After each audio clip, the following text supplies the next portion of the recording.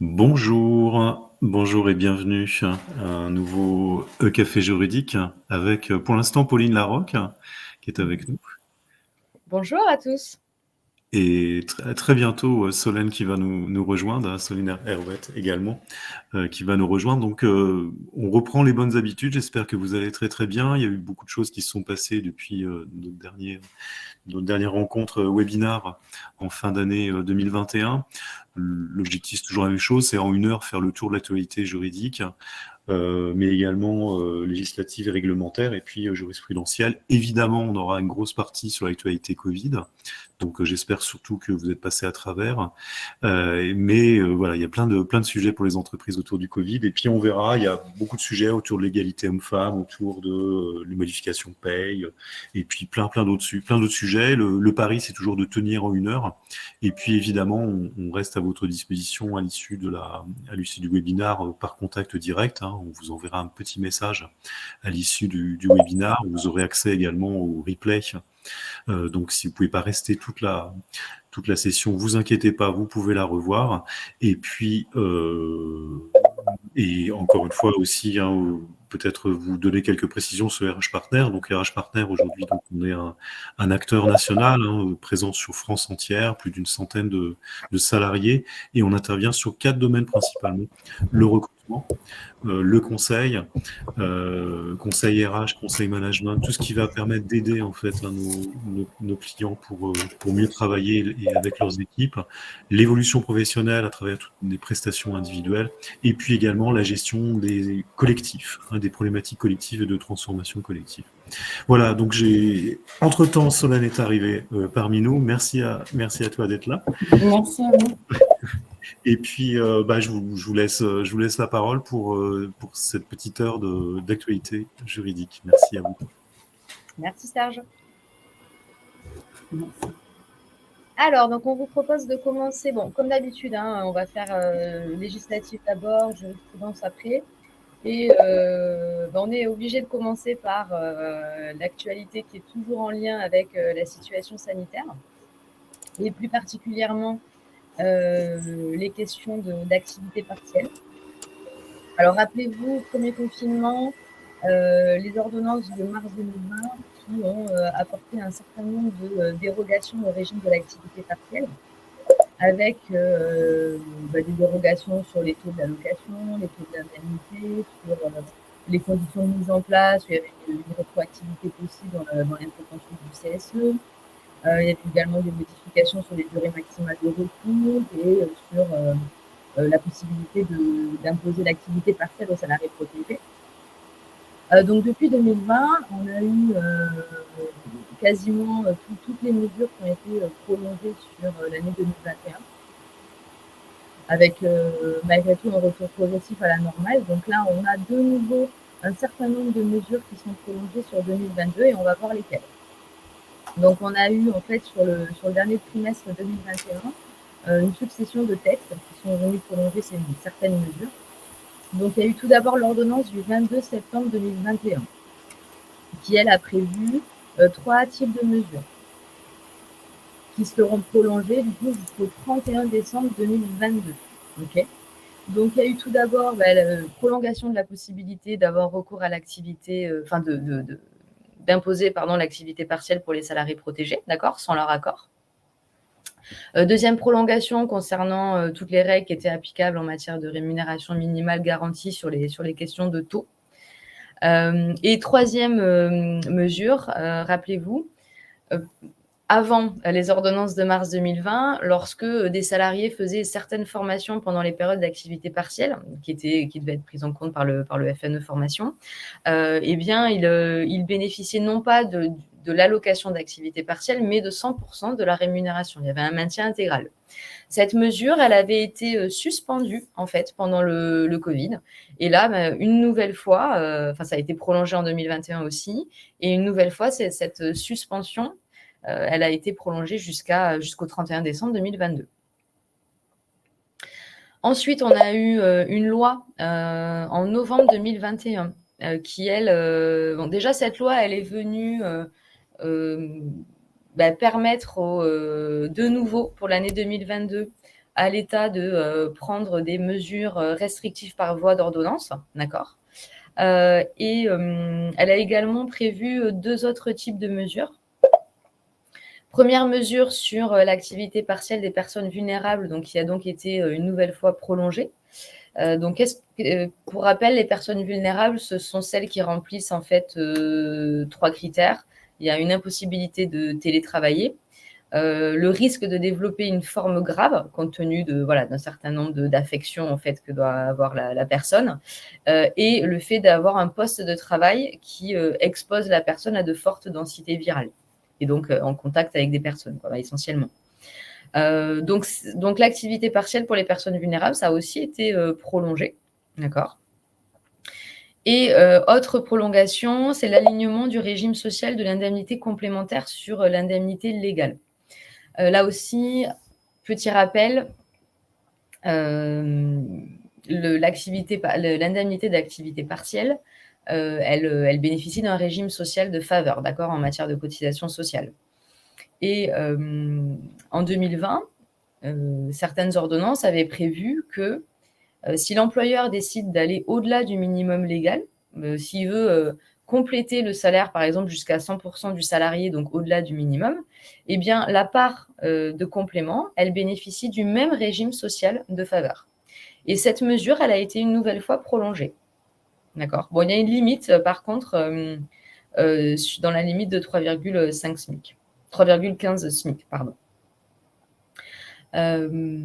Voilà. Ensuite, on a la loi de finances pour 2022, elle, qui est venue également prolonger certaines dispositions en matière de durée maximale de recours à l'activité partielle, justement pour permettre encore à certaines entreprises qui en ont besoin d'y avoir recours.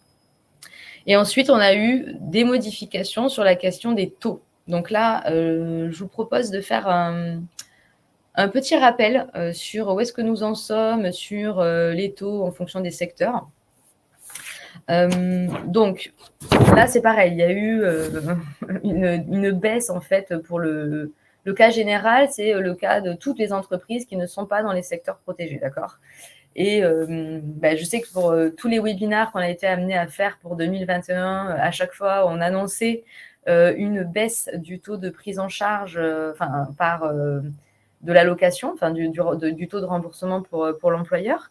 Et cette baisse, elle avait été prolongée à de multiples reprises et elle a finalement été mise en œuvre au mois de novembre. D'accord. Donc, ça veut dire qu'à date, depuis novembre, pour le cas général des entreprises qui ne sont pas dans les secteurs protégés, en cas de recours à l'activité partielle, le salarié, lui, perçoit une indemnité à hauteur de 60% de sa rémunération brute. Et l'allocation qui est perçue par l'employeur, elle n'est que de 36%. D'accord. Sauf si l'employeur a eu recours à un accord APLD. Auquel cas, le salarié, lui, perçoit 70% et l'employeur, lui, perçoit une allocation à hauteur de 60%. Donc, ça veut dire que depuis le mois de novembre, il est véritablement devenu intéressant pour les entreprises qui sont dans le cas général de conclure des accords APLD. D'accord. Ça leur permet de maintenir un taux intéressant. Ensuite, sur les secteurs protégés. Alors, secteurs protégés pour mémoire, on a ceux qui font l'objet d'une fermeture administrative. Il n'y en a plus beaucoup, mais il y a encore notamment les boîtes de nuit qui sont encore fermées jusqu'au 16 février. Et on va également trouver dans les secteurs protégés certaines sociétés dont la liste est fixée par décret et qui doivent remplir un certain nombre de critères en termes de baisse de chiffre d'affaires par rapport aux années précédentes. D'accord. Donc, ces secteurs protégés, eux, ils bénéficient d'un maintien. Le salarié a les 70% de l'indemnité et l'employeur, il a une prise en charge intégrale. D'accord. Il y a zéro reste à charge pour l'employeur. Je vous avais mentionné, il y a cette prolongation, elle a été de nouveau actée jusqu'au 28 février par 2 décrets qui ont été pris au mois de janvier dernier. Voilà, donc pour le moment, il n'est pas prévu qu'il y ait une nouvelle prolongation au-delà de février, mais peut-être que pour le prochain webinaire, on vous dira qu'il y a eu de nouveaux décrets et que ça a été une nouvelle fois prolongé. Voilà, nous verrons. Voilà, ensuite, effectivement, pour les employeurs de salariés qui se trouvent dans l'impossibilité de continuer à travailler, donc là, je visais les personnes vulnérables, eh bien, les personnes vulnérables, elles ont aussi un maintien à 70% et l'employeur, lui, a un reste à charge de 0. Donc voilà pour la question des taux. Ensuite, donc toujours sur les questions sanitaires. Donc il y a une loi sur l'obligation vaccinale qui est entrée en vigueur au mois de janvier dernier, à la fin du mois, et qui a du coup prévu un certain nombre de mesures. Donc déjà, elle a transformé le pass sanitaire en pass vaccinal, d'accord ? Et le pass vaccinal, il est imposé dans presque tous les lieux où le pass sanitaire est exigé. Et je dis bien presque, puisqu'il y a évidemment des exceptions qui ont été prévues dans la loi. Et notamment, il est prévu que en fait, tout le monde doit présenter un pass vaccinal partout, sauf dans les hôpitaux, où le pass sanitaire pourra suffit concrètement. Dans les EHPAD, d'accord. Alors, sur certains territoires, par décision des préfets, d'accord. Pour le moment, il n'y en a pas qui ont été pris. Et c'est là que c'est très surprenant, dans les meetings politiques. Voilà, donc ça, c'est très clairement en prévision des élections présidentielles qui approchent à grands pas. Eh bien, il y a une mesure d'exception qui permet de ne pas disposer de passe vaccinal pour participer à des meetings politiques. Voilà, donc c'est très surprenant parce qu'en plus, ça n'est pas très bien défini. Donc voilà, à retenir. Ensuite, renforcement des contrôles du pass sanitaire.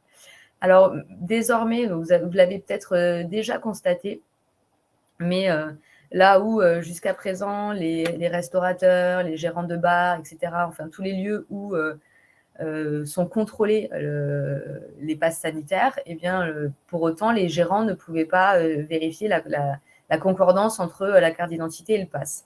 Et désormais, c'est possible. Voilà. On a également, et cette mesure d'ailleurs, elle a été validée par le Conseil constitutionnel parce qu'il y avait véritablement un doute sur le fait que ça soit le cas. Et ça a été validé sans commentaire particulier d'ailleurs. Ensuite, on a également dans cette loi un durcissement des sanctions pénales pour ceux qui auraient des passes vaccinaux qui seraient frauduleux. Et il a été créé dans ces sanctions ce qu'on appelle un système de repentir, où concrètement, si une personne commet l'infraction parce que son pass sanitaire son pass vaccinal est frauduleux, eh bien, elle a la possibilité de se faire vacciner réellement pendant un délai de 30 jours à compter de la commission de l'infraction. Et si tel est le cas, eh bien, ça annule l'infraction. D'accord ? Donc, c'est ce qu'on appelle un système de repentir, où on peut, si on s'en veut d'avoir commis l'infraction, eh bien, on peut revenir en arrière et puis réparer sa faute. Ensuite, il y avait certaines sanctions administratives qui avaient été prévues, mais qui ne sont déjà plus trop d'actualité, puisque ces sanctions administratives, elles concernaient les sociétés qui ne respectaient pas les mesures en matière de télétravail. Et vous le savez certainement déjà, mais depuis le 2 février, il y a eu une levée de toutes les mesures en matière de télétravail, de jours de télétravail obligatoires. Et donc, nécessairement, les sanctions ne sont plus non plus encourues. Voilà, allègement également des mesures qui ont été annoncées par le gouvernement à partir du 16 février pour les discothèques, les salles de concert, etc. Alors, petite question-réponse sur la question Covid. Faut-il prévoir des dispositions spécifiques dans le règlement intérieur sur la question de l'obligation vaccinale? Alors, on l'a mis cette question parce que c'est vrai qu'elle nous a été posée à de multiples reprises, notamment puisque il y a toutes les entreprises qui ont été amenées pendant la crise sanitaire à modifier les dispositions de leur règlement intérieur, leur document unique d'évaluation des risques pour prendre en compte en fait toute la situation sanitaire et les précautions à prendre.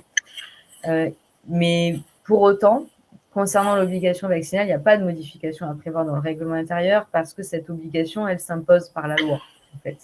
Donc, quand bien même vous serez dans un secteur où, du coup, les salariés, par exemple, un restaurant où le personnel du restaurant doit avoir un pass vaccinal puisque les clients eux-mêmes doivent avoir un pass vaccinal, il n'y a pas besoin de prévoir quoi que ce soit, en fait. C'est la loi qui l'impose. Donc, c'est automatiquement applicable. D'accord. Est-ce que l'employeur peut demander un pass vaccinal à son salarié? Donc là, je viens aussi de répondre à la question. Ça dépend. En fait, si l'employeur, lui, est dans un secteur où le pass vaccinal est obligatoire, donc je prends l'exemple des restaurants, je prends l'exemple des hôpitaux, où effectivement les personnes qui viennent sur le lieu, en fait, doivent avoir un pass vaccinal, évidemment que les salariés également, en fait. En revanche, dans les entreprises classiques, entre guillemets, l'employeur n'a pas à contrôler l'existence d'un pass vaccinal. D'accord. Ça, c'était déjà le cas pour le pass sanitaire. C'est toujours le cas pour le pass vaccinal. Ça n'a pas été modifié à date. Et d'ailleurs, j'irai même un petit peu plus loin, c'est qu'il est interdit, en fait, de venir contrôler le pass vaccinal quand on n'est pas sur un lieu qui est soumis à cette obligation. D'accord. Ça, c'est pareil, ça n'a pas évolué. Ensuite, autre question qui revient également souvent auprès de nos clients. Est-ce que l'employeur doit rembourser le test PCR ou antigénique du salarié? Et là, la réponse, c'est non. Sauf dans un cas, mais qui est un cas très particulier. En fait, il ne doit rembourser les tests que lorsque le pass vaccinal ne suffit pas. D'accord. Donc, pour les déplacements en France, par exemple, ça n'est pas le cas, puisque pour les déplacements en France, il suffit d'avoir le pass vaccinal, il n'y a pas besoin de faire un test PCR en plus. D'accord. Donc là, les salariés, s'ils n'ont pas le pass vaccinal, c'est à eux de se faire rembourser leur test. D'accord. En revanche, il y a certains pays, je pense à l'Angleterre notamment, où en plus du pass vaccinal, pour pouvoir effectuer le trajet France-Angleterre, il faut justifier d'un test négatif. Et là, l'employeur, s'il s'agit évidemment d'un déplacement professionnel, il devra alors prendre en charge le coût du test. D'accord. Donc, on est bien sur un cas quand même qui est très spécifique. Ensuite, la durée de réalisation du test, est-ce qu'elle est considérée comme du temps de travail effectif? C'est vrai qu'il y a eu beaucoup d'absences de salariés parce qu'il y a des cas contacts, etc., qui patientent plusieurs heures en fait pour pouvoir réaliser leur test. Donc, la question se pose véritablement en pratique. Et non, là, pour le coup, ce sont les questions-réponses du gouvernement, en fait, qui nous... on pourrait débattre sur cette question, mais voilà, le gouvernement a anticipé et il a dit expressément que dans son question-réponse que non, ça serait pas du temps de travail effectif. Alors, ça ne veut pas dire qu'un tribunal il est tenu de suivre questions-réponses du gouvernement, évidemment, parce que ça n'a pas de valeur normative, mais en tout cas, ça vous donne, vous, peut-être une ligne de conduite qui serait certainement celle qui serait suivie par les juridictions. D'accord. Sachant que rien n'empêche une entreprise de favoriser Totalement, mais bien évidemment, ouais. Ces mesures-là, hein, tout à fait. Justement, dans une optique de mesure de protection, si on est sur une hypothèse de cas contact interne à l'entreprise, c'est tout à fait possible. Ouais. Mais d'ailleurs, il y a beaucoup d'entreprises qui le font. Qui le font, c'est pour ça. Ouais. Alors, par contre, l'absence pour se faire vacciner, elle est considérée comme du temps de travail effectif. Donc, il y a vraiment une incitation à la vaccination, vous l'aurez compris. N'hésitez pas, je fais une petite parenthèse, n'hésitez pas à poser des questions hein, via l'onglet questions. Voilà, s'il y a des choses qui ne sont pas précises ou vous avez un sujet particulier qui touche votre entreprise aujourd'hui et vous posez des questions, c'est aussi l'occasion hein, de partir d'un cas particulier éventuellement. Hein, et pour ça, vous avez, malheureusement, vous n'avez pas le micro parce que sinon on parlerait tous ensemble, mais vous avez le petit onglet questions qui est tout en bas auquel vous pouvez tout simplement écrire votre question et puis on la reportera. Merci. Tout à fait. Et dernière mesure concernant la situation sanitaire, ce sont les arrêts de travail Covid-19 qui, pour rappel, bénéficient en fait aux personnes qui sont testées positives, mais qui sont dans l'impossibilité de télétravailler. D'accord. Et là, elles peuvent bénéficier d'un arrêt de travail Covid. D'accord. D'ailleurs, ça, c'est accessible. Le lien vers l'arrêt de travail il est accessible directement depuis l'application anti-Covid. D'accord. Je ne sais pas si vous avez fait attention, mais c'est plutôt bien fait. Et donc, ces arrêts de travail, ils ont été, la possibilité d'y recourir a une nouvelle fois été prolongée par la loi de financement de la sécurité sociale pour 2022, donc pour toute l'année. Donc, c'est terminé sur cette question des actualités sanitaires. Et non, c'est pas terminé, Pauline, parce que Kouloud Farhat nous pose une question, voilà, juste sous le gong. Comment est-ce qu'on doit gérer un salarié qui doit prendre le TGV pour suivre une formation, mais qui n'a pas le pass vaccinal? C'est-à-dire qu'il ne peut pas prendre le TGV, et pourtant il doit prendre le TGV. Et voilà. Et comment l'employeur réagit par rapport à ça? Là, c'est très gênant parce que, en fait, c'est pas à l'employeur de pallier en fait à l'impossibilité pour le salarié de prendre un moyen de transport.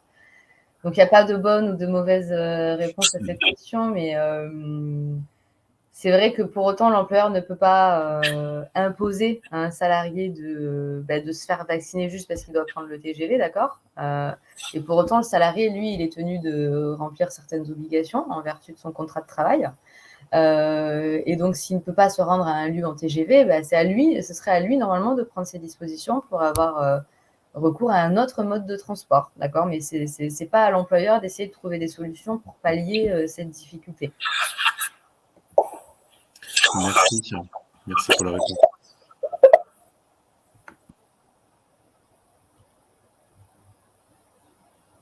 Une autre question, Pauline. Si un salarié a un enfant positif, enfin testé positif, hein, on va dire, ou qui a contact, est-il en arrêt de travail ou en télétravail? Est-ce qu'il est possible qu'il passe en arrêt de travail parce que son enfant est positif ou qu'il a contact et qu'il doit rester, ou est-ce qu'il doit passer en télétravail? Alors, justement, c'est vrai que j'ai pas abordé la question des arrêts maladie garde d'enfants, mais ça aussi, c'est maintenu. Mais attention, hein, c'est pas prévu pour les personnes qui peuvent télétravailler. Et c'est là toute la nuance. C'est la même chose d'ailleurs pour les personnes qui sont elles-mêmes testées positives, d'accord, pas seulement pour les enfants positifs. Du moment qu'on peut télétravailler, il n'y a pas d'arrêt de travail, en fait. Elle est là la condition. Donc là, c'était Aurélie. Merci Aurélie pour votre question. Et puis, si vous donne complément, évidemment, c'est un grand sujet, ça, qu'on rencontre tous les jours aujourd'hui avec les parents et les enfants avec vraiment cette problématique d'arrêt de travail. Merci. Ensuite, donc passons aux actualités législatives et réglementaires hors Covid, puisqu'il y en a aussi. Donc, on va revenir sur deux lois qui ont été publiées au cours de l'été 2021.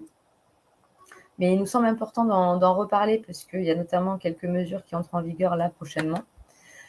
Donc d'abord, la loi du 2 août 2021, loi pour renforcer la prévention en santé au travail. Cette loi, elle est venue transposer un accord national interprofessionnel de 2020. Et en fait, une partie de la loi vise à appréhender davantage de situations harcelantes sur le lieu de travail. Comment ? Eh bien, il a été prévu deux nouveautés. Première nouveauté, c'est l'introduction au sein du Code du travail, à côté du harcèlement moral, du harcèlement sexuel, d'une nouvelle notion qui est le harcèlement sexiste, d'accord.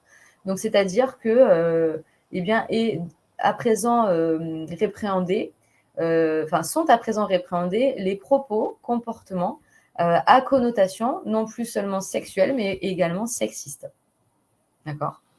Donc, c'est un petit peu la traduction en droit du travail de ce qu'on a en droit pénal, l'outrage sexiste, qui est également un petit peu différent des agissements purement sexuels.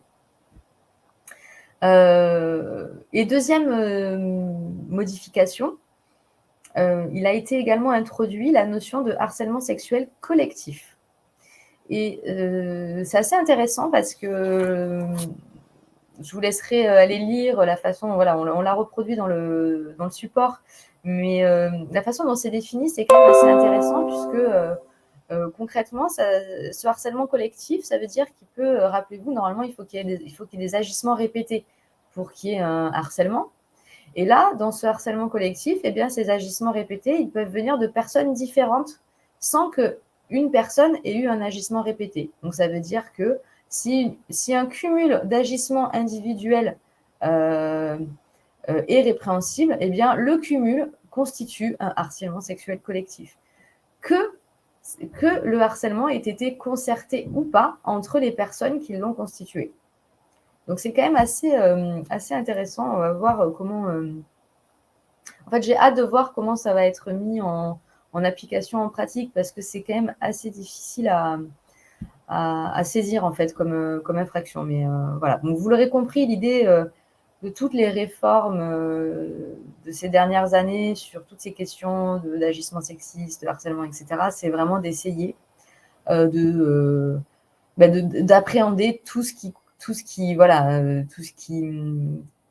peut être considéré comme des situations harcelantes, et donc d'essayer d'élargir au fur et à mesure les définitions pour vraiment tout englober. Voilà. C'est vraiment l'idée.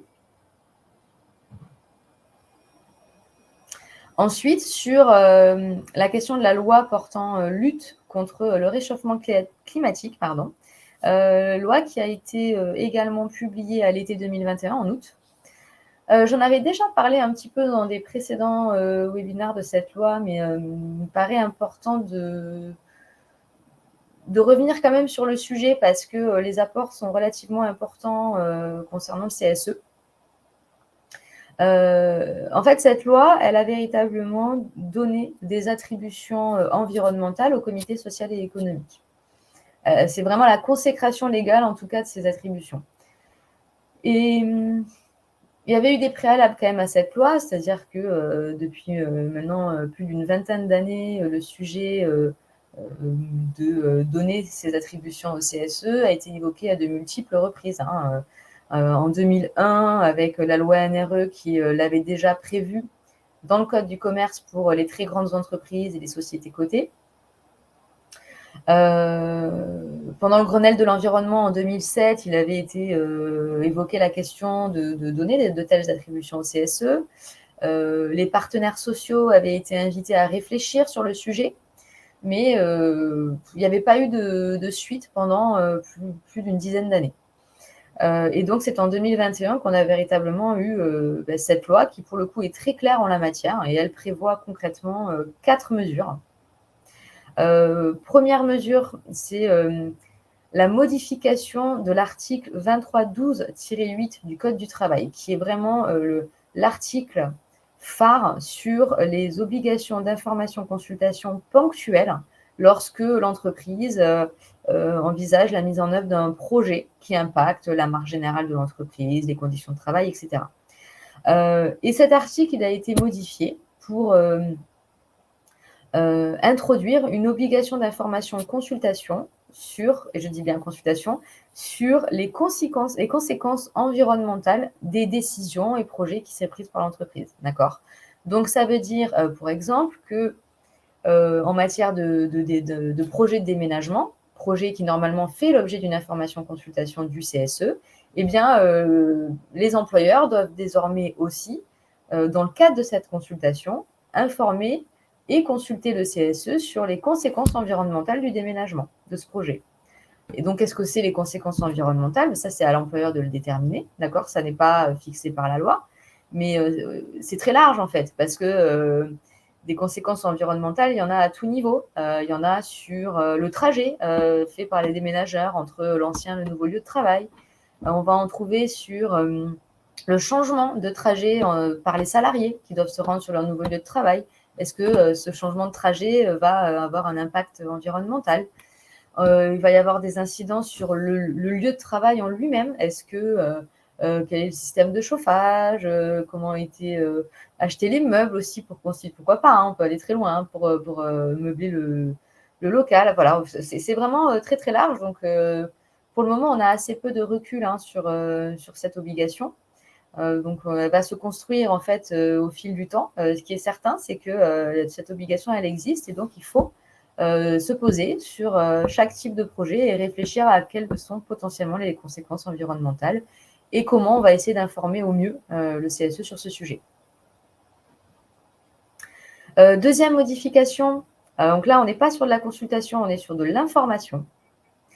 Rappelez-vous, chaque année, le CSE, il est informé il y a ce qu'on appelle les 3 grandes consultations annuelles. Orientation stratégique, situation économique et politique sociale, d'accord ? Et dans le cadre de ces 3 grandes consultations, eh bien, l'employeur doit donner une information sur les conséquences environnementales, c'est comme ça que c'est rédigé, les conséquences environnementales de l'activité de l'entreprise. Donc là, pareil, hein, c'est assez flou, on n'a pas plus d'informations pour le moment. Et cette information, elle se réalise par le biais de la BDES. Et c'est là la 3e modification. La BDES qui donc est devenue la BDESE, donc la base de données économiques, sociales et environnementales, et qui doit du coup contenir à présent une rubrique consacrée à l'environnement. Alors là-dessus, il y a des décrets d'application qui devaient venir préciser qu'est-ce qui devait être intégré en fait dans cette rubrique. Pour le moment, ils n'ont pas été publiés. Donc, on n'a toujours pas les projets de décret non plus. Donc, on est un peu toujours en attente là-dessus. Voilà, donc à suivre. Une question de Laurence, juste Pauline, qui suppose que toutes ces obligations ne concernent que les CSE d'entreprises de plus de 50 salariés ou tous les CSE. Évidemment. Alors effectivement, c'est vrai que j'ai pas pris soin de le préciser. Là, on est vraiment sur les CSE qui ont des attributions de CSE et donc de plus de 50 en fait, hein, parce qu'on est sur toutes les questions d'infoconsulte, etc., qu'on ne retrouve pas sur des CSE de moins de 50. Tout à fait. Merci de cette précision, madame. Dernière modification, c'est l'expert comptable du CSE, qui donc lui voit également ses attributions élargies pour englober en fait ces nouvelles ces nouveautés, et donc il va aussi pouvoir analyser les conséquences environnementales de l'activité de l'entreprise. Voilà. Malheureusement, je n'ai pas beaucoup de recul à vous donner sur ces sujets parce que je n'ai pas eu d'expertise qui ont porté sur les questions environnementales, etc. Et pourtant, moi, la plupart de mes clients essayent de gonfler en fait hein, leur BDES avec certaines choses en matière environnementale, mais ils les relient beaucoup en fait, par exemple, ces questions aux problématiques de RSE, où on se pose déjà les questions de climat, d'incidence sur l'environnement, etc. Et donc, voilà, ils reproduisent un petit peu ce qu'ils ont déjà vu en matière de RSE pour compléter leur BDSE là-dessus. Voilà, mais à suivre certainement pour le prochain webinaire. J'espère qu'on aura plus d'informations. Sur le RSE, je pense que c'est aussi un sujet que, en tout cas, moi, je vois de beaucoup de clients qui intègrent de plus en plus, et également sur le recrutement, hein, et des équipes de direction RH qui se renforcent aujourd'hui par des compétences, pas nécessairement des personnes à temps plein, mais des compétences supplémentaires sur la RSE. J'ai plusieurs demandes dans ce sens-là, ce qui veut dire que j'ai l'impression, en tout cas depuis quelques mois, en tout cas, une poussée vers cette tendance.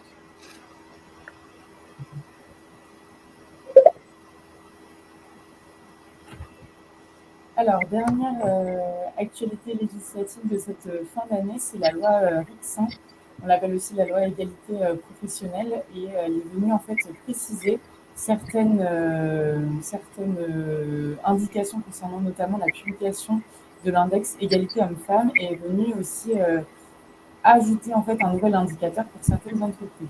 Alors rapidement, comme vous le savez, depuis 2019, les entreprises doivent publier au 1er mars de chaque année un index égalité homme-femme qui en fait est calculé sur un nombre de points global sur 100 en fonction de 4 ou 5 indicateurs en fonction de la taille de l'entreprise. Pour les entreprises de moins de 250 salariés, on est sur 4 indicateurs à calculer qui sont dans le petit encart qu'on vous a remis.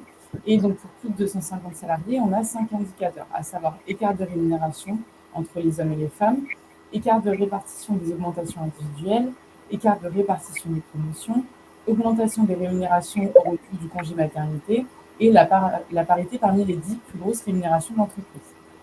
Chaque indicateur a un certain nombre de points et en fait, cet index permet de savoir si les entreprises sont au-dessus de 75 sur 100 ou en dessous. Lorsque les entreprises sont en dessous de 75 sur 100, elles doivent prendre des mesures correctives pour en fait réduire l'écart de situation entre les hommes et les femmes au sein de l'entreprise. Parce que le but de cet index est vraiment de lisser l'écart entre les hommes et les femmes et arriver vraiment à une homogénéisation, notamment par rapport aux rémunérations. Lorsqu'il y a des entreprises qui sont en deçà de 75, elles doivent prendre des mesures correctives et en fait, mesures correctives qui sont abordées notamment lors de la consultation d'égalité professionnelle ou s'il n'y a pas de négociation, en tout cas de consensus avec les élus pris à ce sujet, l'employeur peut prendre un plan d'action unilatéral pour justement toujours remédier à ce mauvais résultat. Sauf que déjà en début d'année 2021, le gouvernement a fait un peu le constat que les entreprises avaient un peu en tout cas, c'était pas forcément conformé à l'esprit du texte, puisque, pour rappel, le résultat global de cet index devait être affiché sur le site internet et intranet, s'il y avait un site intranet de l'entreprise, pour que, en fait, à la fois les tiers à l'entreprise et les salariés en interne soient informés du résultat obtenu par la société. Sauf que, bien entendu, il y a des entreprises, et surtout celles qui avaient des résultats qui n'étaient pas forcément bons, mettaient en fait les résultats en italique et en police 9 sur leur site internet. Donc forcément, ça ne sautait pas aux yeux et on n'arrivait pas à voir de manière lisible quel était le résultat observé par l'entreprise à cet index égalité.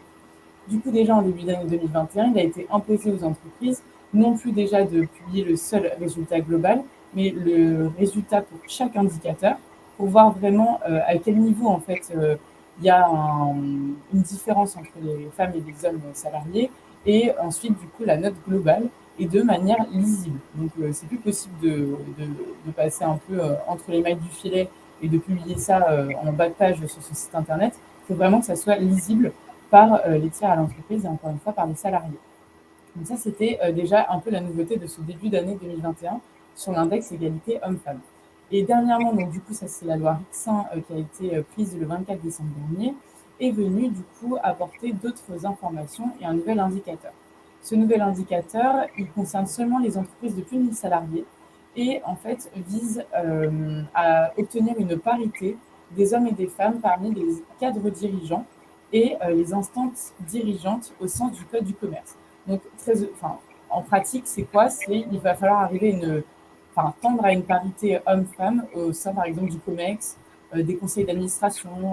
Voilà, c'est vraiment les organes dirigeants des sociétés. Il devrait y avoir une certaine proportion de femmes. Bien entendu, le législateur est conscient que ce n'est pas possible de tendre à une parité tout de suite et immédiatement. Donc déjà, la première étape, c'est au 1er mars 2022. Les entreprises de plus de 1000 devront renseigner ce nouvel indicateur dans le cadre du calcul de l'index. Et en 2026, elles devront tendre à 30% de représentation des femmes parmi les plus hautes instances dirigeantes et en 2029 à 40%. Donc oui, on est sur du long terme, mais mine de rien, on arrive relativement vite quand même à 2026-2029 et c'est surtout que ce n'est pas des pourcentages qui sont négligeables, on parle quand même de 30 voire 40%. Et donc c'est vrai que dans beaucoup d'entreprises au sein de COMEX, il n'y a pas forcément beaucoup de femmes. Donc c'est vraiment des sujets qu'il faut avoir à l'esprit pour acter en fait du fait qu'il va falloir prévoir un plan d'accompagnement, en tout cas de cette transition, au sein des instances dirigeantes. Bien entendu, des sanctions seront infligées aux entreprises qui n'arrivent pas à ces pourcentages et ça sera des sanctions du coup pécuniaires puisque ça représentera jusqu'à 1% de la masse salariale si à terme l'entreprise n'a pas réussi à observer ce pourcentage. Bien entendu, là encore, un délai de 2 ans sera laissé aux entreprises pour qu'elles prennent des mesures correctives avant qu'on inflige une amende administrative. Autre nouveauté de la loi, et là ça concerne plus globalement l'ensemble des entreprises concernées par l'index égalité hommes-femmes, désormais, mais ce n'est pas tout cet exercice-là, ce sera pour le 1er mars 2023, les résultats seront affichés également sur le site du ministère du Travail. Donc voilà, c'est en fait l'objectif global de cette loi et de manière générale l'index égalité hommes-femmes, c'est vraiment instaurer de la transparence par rapport à l'égalité professionnelle au sein des entreprises. Je tiens d'ailleurs à faire une petite information. On a eu communication d'une instruction de la Direction générale du travail, donc une instruction interne à ces services, où au final, l'angle d'attaque des inspecteurs du travail sur cette année 2022 va concerner le contrôle des entreprises qui ont obtenu des notes inférieures à 75, voir comment en fait elles comptent remédier à cette note, quelles ont été les mesures correctives prises, et également un focus sur les entreprises qui n'ont pas du tout pu calculer leur index et publier leurs résultats. Donc il faut vraiment se saisir de cette question, se conformer à la loi sur le calcul de l'index pour ne pas vous exposer à la fois à des amendes et surtout à un contrôle du coup de l'inspection du travail au cours de l'année 2022. Dans ce cadre-là, nous avons eu, nous, des demandes, très clairement, d'accompagnement. On a eu plusieurs demandes, revoir la politique de rémunération, refaire un audit. C'est des choses sur lesquelles on peut intervenir sous certaines conditions si on revoit le sujet de manière générale. Quand j'ai des demandes juste techniques, souvent je n'y réponds pas. Mais si on veut bien revoir le sujet d'une manière générale, on peut accompagner tout à fait les entreprises au niveau des rachats partenaires. C'est quelque chose qu'on peut faire. Très bien. Autre nouveauté du début d'année, donc qui est un peu moins importante que les nouveautés législatives qu'on vient d'aborder, c'est la mise à jour des trames des bulletins de salaire. Donc il y a eu 2 arrêtés. Il y a eu un premier arrêté et un arrêté rectificatif sur le sujet au mois de janvier 2022. En fait, il y a eu 3 modifications. On vous les a mis dans l'encart pour que ça soit un peu plus parlant. Ce n'est pas des modifications fondamentales, c'est juste que voilà, il faudra vérifier si vous êtes à jour par rapport à vos bulletins de paie, par rapport à ces arrêtés rectificatifs. Si vous avez des prestataires paye ou des experts comptables, généralement, ils suivent l'actualité. Ils devront déjà vous avoir proposé de nouveaux bulletins de salaire, étant donné que c'est applicable depuis le 1er janvier 2022. Donc, les 3 modifications, rapidement, c'est que désormais, une ligne concernant le montant du net imposable devra être indiquée en fin de bulletin de salaire. Ensuite, il faudra également indiquer le montant des heures complémentaires et supplémentaires exonérées. Et dernière modification, vous savez, maintenant il y a le prélèvement à la source et du coup, certains salariés bénéficient ou non d'un taux personnalisé. Et généralement, dans les bulletins de salaire, on indiquait s'il s'agissait d'un taux personnalisé ou non. Et désormais, du coup, cette mention du taux personnalisé devra être supprimée. Mais bien entendu, le pourcentage du taux reste, elle, affiché. C'est simplement la mention personnalisée. Donc voilà, 3 petites modifications dont il faudra vérifier si elles sont applicables au sein du bulletin de salaire. Autre nouveauté, c'est la revalorisation du SMIC. Alors, ça a un impact parce que déjà, si vous avez des salariés qui sont payés au SMIC horaire, forcément, du coup, ils ont vu leur rémunération rehaussée en ce début d'année. Mais ça a aussi également d'autres impacts puisque en droit du travail, il y a de multiples mesures qui sont calculées en fonction en fait du SMIC et en référence au SMIC. Du coup, c'est notamment par exemple la majoration des heures supplémentaires.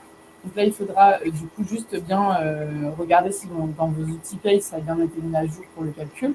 Il faudra également, si jamais vous projetez d'avoir un licenciement économique, ce qu'on ne vous souhaite pas, il faut savoir que si vous êtes soumis à un congé de reclassement, donc c'est les entreprises de plus de 1000 salariés, il y a une indemnité qui est versée à ce titre-là et cette indemnité correspond à 85% du SMIC. Donc là encore, forcément, ça influe sur le montant qui sera versé aux salariés.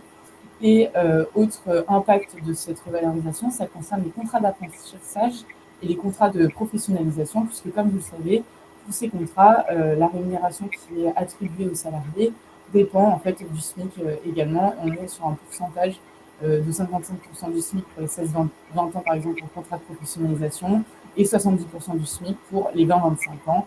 Et pour les contrats d'apprentissage, il y a des exonérations de charges pour l'entreprise en fonction du SMIC également, et donc de la rémunération allouée au candidat en apprentissage, à savoir 79% du SMIC.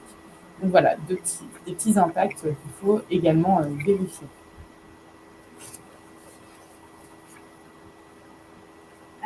Alors, s'il y a des questions sur l'actualité législative, c'est le moment. Parce qu'on va devoir sprinter un petit peu pour les jurisprudences. Pas de questions, c'est parti pour le sprint. Allez. Non, il y a une dizaine de décisions qu'on a identifiées qui sont assez intéressantes. Donc, on va essayer de faire rapide sur chacune. La première décision, bon, c'est un rappel, celle-ci. C'est pas une nouveauté, mais elle concerne la représentativité pendant le cycle électoral lorsque on a une modification du périmètre de l'entreprise. D'accord ? Exemple, j'ai une société A qui absorbe une société B. D'accord ? Quid de la représentativité syndicale dans ma société finale ? Eh bien, la règle, c'est que la société A, elle avait des syndicats qui étaient représentatifs. Ils restent représentatifs, d'accord. Et la société B qui est absorbée par la société A, eh bien, elle n'a aucun impact, d'accord, sur la représentativité au sein de la société A, qui, elle, ne bouge pas pendant toute la durée du cycle électoral, c'est-à-dire jusqu'aux prochaines élections. Donc, ça veut dire que eh bien, les salariés qui sont absorbés, eh bien, ils seront représentés par les syndicats de la société d'accueil, d'accord, pendant toute la durée du cycle. OK. Donc, ce n'est pas une modification dans la mesure où il y avait déjà eu des décisions de la Cour de cassation en 2014 qui étaient venues fixer cette règle. Et là, la particularité de celle de 2022, c'est qu'on était à l'intérieur même d'une entreprise. Donc, on n'était pas sur société A, sur société B, on était sur établissement A, établissement B. D'accord ? Et le raisonnement est le même. Ensuite, donc deuxième jurisprudence sur l'action en justice du syndicat. Là aussi, celle-ci, on l'a identifiée parce que elle est intéressante. C'est-à-dire que concrètement, c'était un syndicat qui avait attaqué en fait le contenu d'un dispositif conventionnel sur les forfaits jours, d'un accord d'entreprise sur les forfaits jours. Et l'accord a été considéré comme étant irrégulier, en tout cas les dispositions sur le forfait jour comme étant irrégulières. Et puis, le syndicat en profite pour demander l'annulation de toutes les conventions individuelles de forfait qui avaient été conclues dans l'entreprise. D'accord ? Et là, bien heureusement, d'accord, la Cour de cassation a considéré que l'action en justice du syndicat, elle ne pouvait pas s'étendre, d'accord, à l'action en nullité de toutes les conventions individuelles des salariés, d'accord. Charge à eux, sur la base de la décision obtenue par le syndicat, d'agir contre l'employeur, mais c'est pas au syndicat de le faire au nom de tout le monde. Donc, elle est logique, hein, cette décision. Il aurait été vraiment surprenant que la Cour de cassation se positionne différemment, mais c'est toujours, c'est toujours rassurant comme décision. Ensuite, autre. Alors, tu me dis, Serge, hein, s'il y a des questions. Hein, je m'interromps.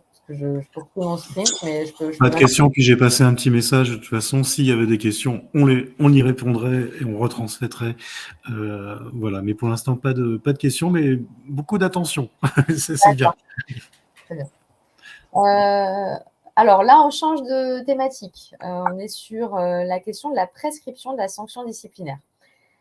Donc là, cette jurisprudence, on l'a remise. Pareil, ça n'est pas une nouveauté, c'est une confirmation, mais une confirmation qu'il est utile de rappeler parce que concrètement, quand on a des dénonciations de harcèlement, d'agissement, de violence, etc. dans les entreprises et que sont menées des enquêtes, d'accord, ou quand on a des audits aussi internes sur certaines malversations, par exemple, et que eh bien, l'enquête ou l'audit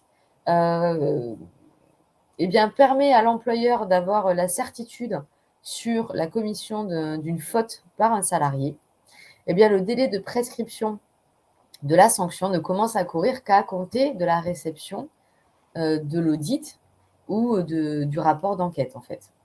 D'accord?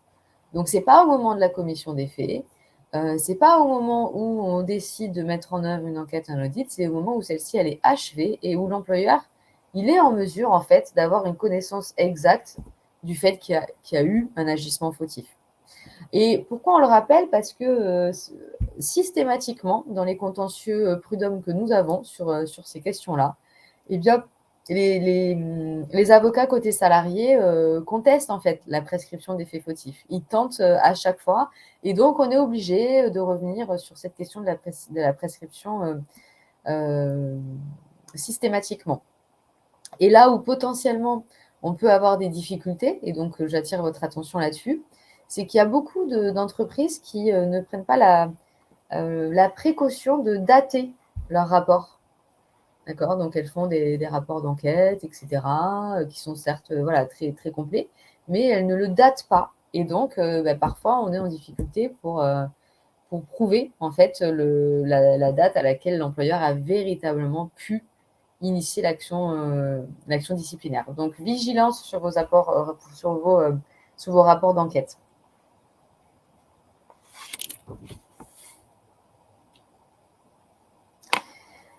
Ensuite, sur le contrat de travail à temps partiel, là, c'est pareil. Cette jurisprudence, elle est intéressante parce que la question qui se posait était la suivante. On était sur une durée durée de temps de travail qui avait été fixée mensuellement dans le contrat de travail, d'accord?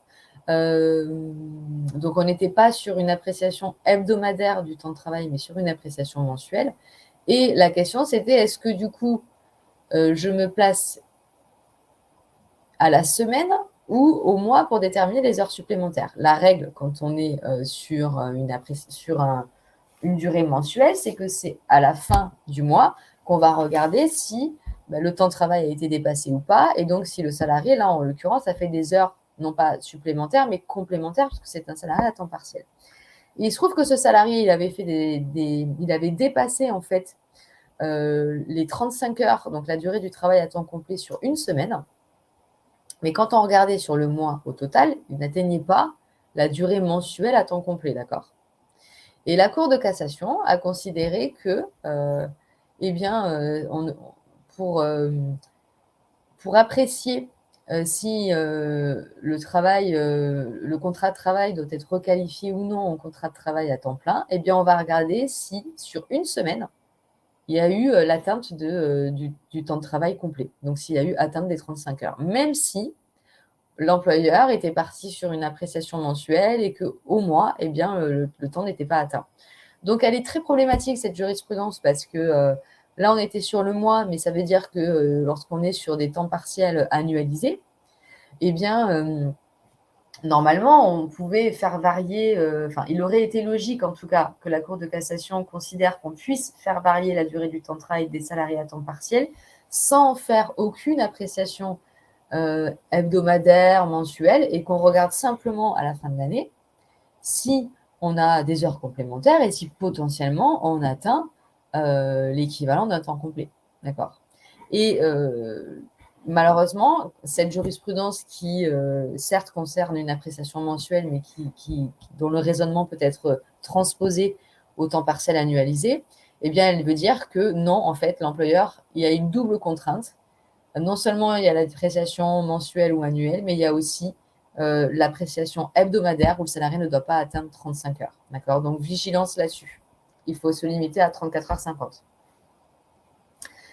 Et ensuite, sur télétravail et modification du contrat, c'est une décision de cour d'appel qu'on a mise. C'était simplement pour vous dire attention, vigilance, formalisez le recours au télétravail. Parce que là, c'était un salarié qui, pendant des années, avait fait du télétravail sans que ce soit formalisé, d'accord? Ni dans le contrat, ni dans rien du tout. D'ailleurs, le contrat ne prévoyait même pas de lieu précis d'exécution du travail. Et l'employeur, du jour au lendemain, a dit c'est terminé, tu reviens travailler. Évidemment, ça a été considéré comme une modification du contrat de travail importante, en plus du contrat de travail, et donc le salarié a pu être indemnisé. Donc là-dessus, attention, ayez recours à des chartes sur le télétravail pour notamment prévoir des conditions de réversibilité en fait, du télétravail pour éviter ce type de situation. Juste, Pauline, il y a une question sur les temps partiels de Vincent. 34,5, c'est une tolérance ou alors on peut aller jusqu'à 34,75 heures? Oui, alors c'est vrai que je dis 34,5, mais vous avez tout à fait raison, on peut aller jusqu'à 34,75.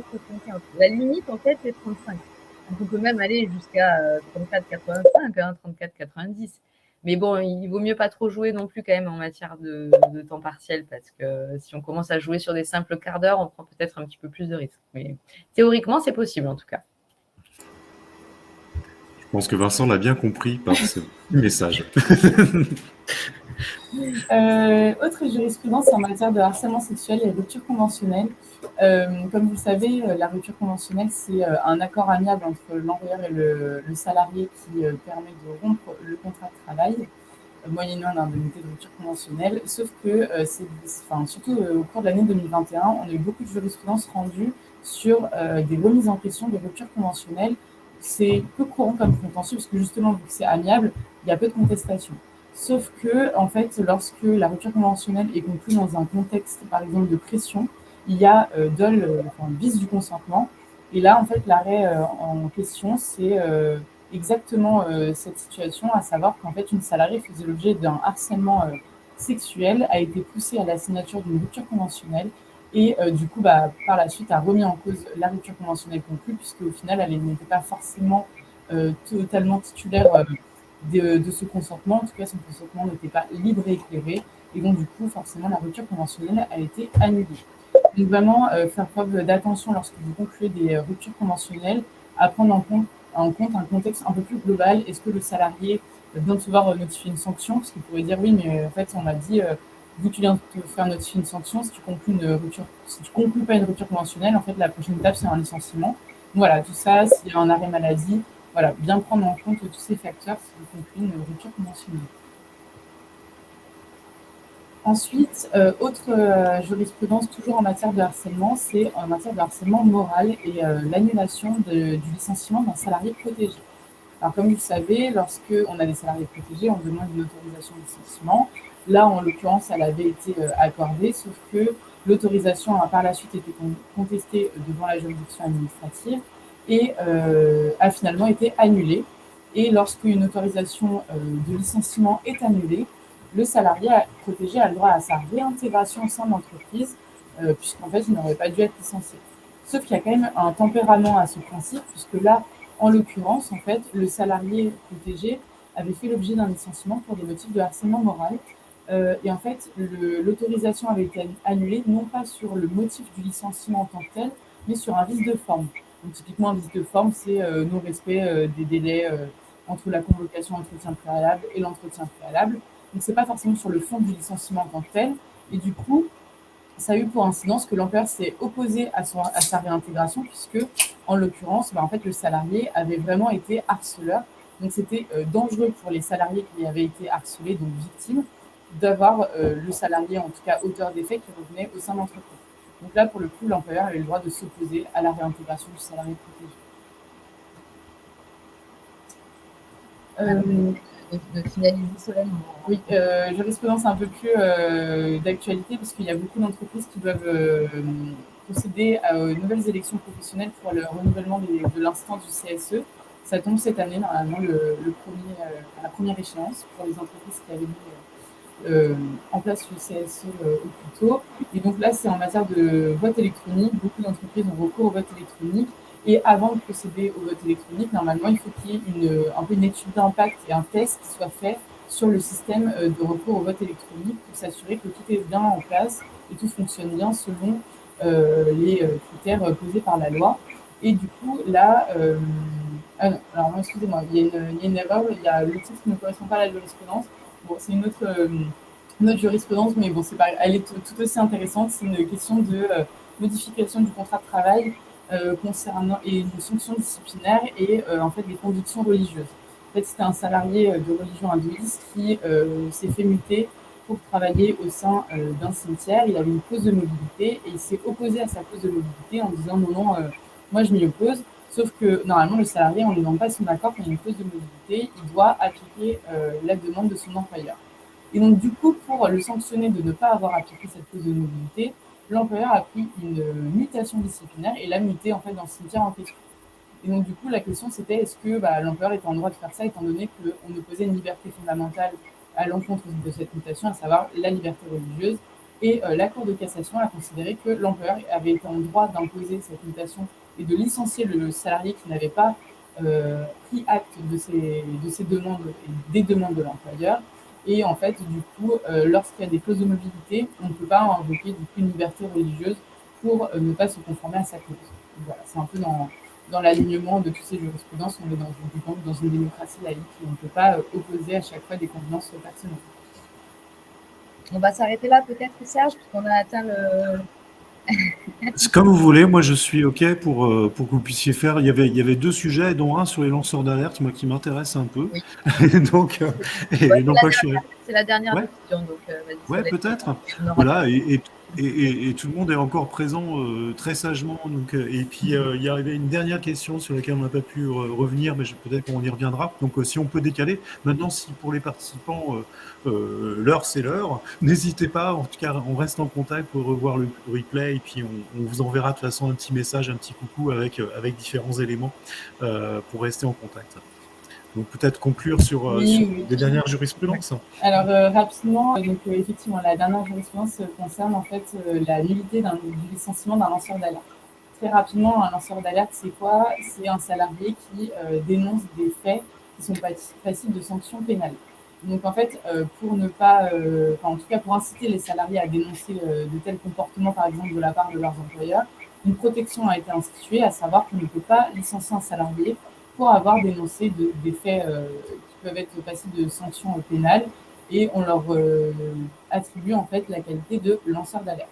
Et là, en l'occurrence, c'était un salarié qui avait dénoncé des faits constitutifs de conflit d'intérêts de son employeur, et en fait, il avait par la suite fait l'objet d'un licenciement, puisque l'employeur avait considéré que les faits n'étaient pas, en tout cas les dénonciations qui avaient été faites étaient de mauvaise foi et pas justifiées.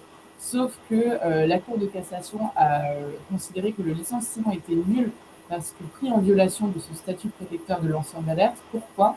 Parce qu'en fait, l'employeur, il n'a pas réussi à démontrer que cette dénonciation avait été faite de mauvaise foi. Parce que la mauvaise foi est le tempérament à la protection. Alors oui, il y a une protection. On ne peut pas licencier un lanceur d'alerte, sauf si, en fait, on démontre que la dénonciation a été faite dans l'intention de nuire à l'employeur et de mauvaise foi.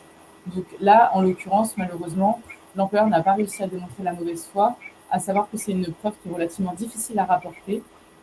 Même en faisant des enquêtes internes, c'est toujours un peu compliqué. Nous, du côté employeur, on a toujours un peu du mal. Donc vraiment faire attention, si vous vous retrouvez dans ce cas-là, il y a une protection des lanceurs d'alerte, il faut vraiment être vigilant. Sinon, la sanction, c'est quoi? C'est nullité du licenciement. Et pour le coup, les conséquences pécuniaires sont relativement importantes puisqu'on sort du barème Macron et c'est 6 mois d'indemnité minimum avec éventuellement une réintégration du salarié. Clotilde a été très très attentive et elle a vu que vous avez passé d'un slide sur la qualité des lecteurs. Et elle l'exige aujourd'hui, en tout cas elle le souhaite de manière très amicale, vous puissiez, et effectivement quand je l'ai vu ce slide il peut être assez intéressant pour beaucoup de situations. Merci à toi Solène. Elle est un peu aussi d'actualité pour les élections professionnelles. En fait, vous savez, les représentants de l'employeur, à savoir ceux qui sont titulaires d'une délégation de pouvoir écrite ou qui sont amenés à représenter l'employeur devant les instances représentatives du personnel, n'ont pas la qualité d'électeur et ne sont pas non plus du coup salariés éligibles. Donc ça, c'est le principe de base qui est applicable à l'heure actuelle. Sauf qu'il y a une QPC, question prioritaire de constitutionnalité, qui a été portée devant le Conseil constitutionnel concernant justement l'interprétation qui a été faite de l'article 2314-18, à savoir c'est l'article qui définit la qualité d'électeur. Et donc la jurisprudence, du coup, a interprété cet article en excluant les représentants de l'employeur. Sauf que le Conseil constitutionnel a déclaré que cet article était contraire à la Constitution puisqu'il portait une atteinte manifestement disproportionnée à la libre participation des travailleurs et à leur droit de se faire représenter au sein de l'entreprise. Sauf que, petite nuance, Le texte, du coup, est inconstitutionnel et en tout cas, en lisant la décision, on comprend que maintenant, les représentants de l'employeur ont vocation à être salariés électeurs, sauf que le Conseil constitutionnel a en tout cas acté dans sa décision que l'inconstitutionnalité du texte entrerait en vigueur le 31 octobre 2022. Donc, en fait, pas du tout maintenant. Pourquoi? Pour en fait laisser le temps au législateur de légiférer et de réécrire le texte du Code du travail. Donc, en pratique, ça a quoi pour incidence? La conséquence, c'est que si vos élections professionnelles interviennent avant le 31 octobre 2022, vous ne pouvez pas appliquer cette jurisprudence. Et il faut en fait appliquer les règles à date, à savoir exclure les représentants de l'employeur des salariés électeurs et donc éligibles. En revanche, si vos élections ont lieu après le 31 octobre 2022, il conviendra de se référer au nouvel article du Code du travail qui va être réécrit et qui va très certainement du coup de nouveau inclure les représentants de l'employeur dans les salariés électeurs. Alors après, du coup, on a quand même une interrogation pour savoir si ils seront considérés du coup comme salariés éligibles ou pas. Ça, on ne sait pas. On attend de voir la réécriture du texte en ce sens. Mais ce qui est intéressant aussi de dire là-dessus, Solène, c'est que le Conseil constitutionnel, dans sa décision, il dit bien que même si les dispositions du Code, là, elles ont été considérées comme inconstitutionnelles, elles doivent être appliquées. Et on ne peut pas dire, parce qu'elles sont inconstitutionnelles, on ne les applique pas. C'est expressément prévu par le, si vous étiez inquiet en tout cas sur le sujet, c'est expressément prévu par le Conseil constitutionnel. Merci beaucoup. Il y avait une dernière question de Mohamed concernant les conventions collectives. Est-ce qu'il y a des conventions collectives qui intègrent aujourd'hui le télétravail? Alors, juste pour son information. Il y a des avenants qui ont été trouvés sur certaines conventions collectives, justement, pour un peu dans le cadre de crise sanitaire. C'est des avenants qui sont propres à chaque convention collective. Je n'ai pas un exemple qui me vient en tête, mais de mémoire, il me semble que Syntec avait pris un avenant en ce sens.